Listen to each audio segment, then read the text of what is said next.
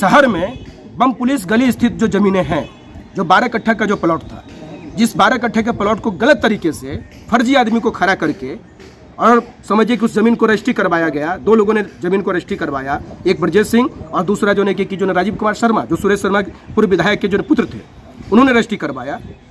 ज़मीन पर मुकदमा है, ज़मीन पर मुकदमा है, उसके बाद भी ज़मीन का रजिस्ट्री हो गया।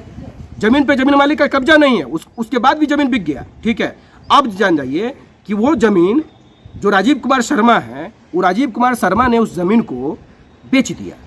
6 कट्ठा ज़मीन उसमें से बिक गई। 8 करोड़ रुपया में वो ज़मीन बिका और 8 करोड़ रुपया में शायद सुने हैं कि कोई शहर के जो ने सागर रेडीमेड चलाने वाले कोई संचालक हैं तनेजा, उन्होंने 8 करोड़ रुपए की ज़मीन खरीदी है। क्या जिला प्रशासन इस बात का जांच किया कि 8 करोड़ रुपया जो आया, ये 8 करोड़ रुपया जो है कि ब्लैक मनी है या समझिए व्हाइट मनी है?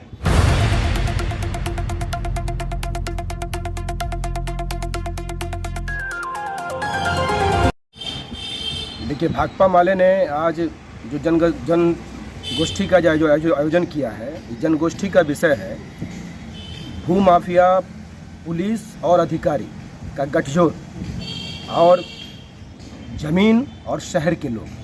आज इस शहर में उत्तर बिहार, पूरे बिहार, उत्तर बिहार की ये राजधानी है और इस राजधानी के अंदर जिस तरीके से ज़मीन के नाम पर जो खेला खेला जा रहा है और एक तरीके से ये समझिए कि ज़मीन के मामले में ये एक आतंक की राजधानी बन गई। आज समान आदमी, मुजफ्फरपुर शहर का आदमी, वो डरा सहमा हुआ है।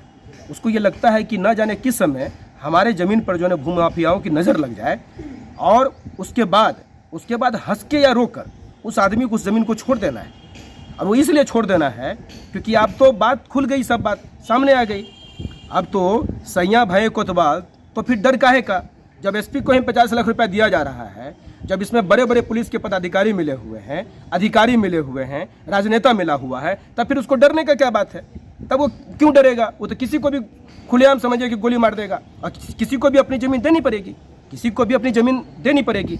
आज आशुतोष शाही हत्याकांड में एसआईटी का गठन हुआ और एसआईटी बार बार कह रही है कि हम शहर के जो है भूमि माफियाओं का जो है रिकॉर्ड बना रहे हैं, ये कर रहे हैं, रिकॉर्ड बना रहे हैं, ये करके। तो हम उनसे कहना चाहते हैं कि शहर में 2 किस्म के ज़मीन के धंधा करने वाले लोग हैं। एक तो वो लोग हैं जो बिल्कुल माफिया हैं और ज़मीन को खरीदते हैं और बेचते हैं।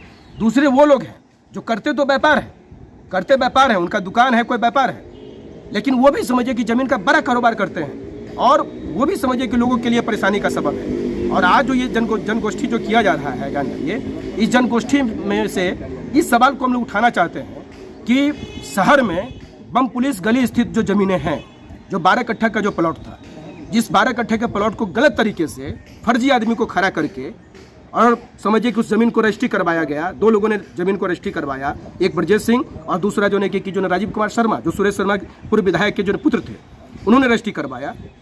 ज़मीन पर मुकदमा है, ज़मीन पर मुकदमा है, उसके बाद भी ज़मीन का रजिस्ट्री हो गया। ज़मीन पे ज़मीन मालिक का कब्जा नहीं है, उसके बाद भी ज़मीन बिक गया। ठीक है, अब जान जाइए कि वो ज़मीन जो राजीव कुमार शर्मा है, वो राजीव कुमार शर्मा ने उस ज़मीन को बेच दिया। 6 कट्ठा ज़मीन उसमें से बिक गई। 8 करोड़ रुपया में वो ज़मीन बिका और 8 करोड़ रुपया में शायद सुने हैं कि कोई शहर के जो ने सागर रेडीमेड चलाने वाले कोई संचालक हैं तनेजा, उन्होंने 8 करोड़ रुपए की ज़मीन खरीदी है। क्या जिला प्रशासन इस बात का जांच किया कि 8 करोड़ रुपया जो आया, ये 8 करोड़ रुपया जो है कि ब्लैक मनी है या समझिए व्हाइट मनी है? क्या उसके फाइल को ईडी को दिया गया? ईडी से जांच करवाई गई? और सबसे बड़ा सवाल कि अगर मान ले कि जब सुरेश शर्मा के पुत्र ने इस ज़मीन को बेच दिया, शर्मा जी उस समय विधायक थे, नगर विकास मंत्री थे, तब वो ज़मीन को खाली नहीं करवा पाए और वो ज़मीन बेच दिए।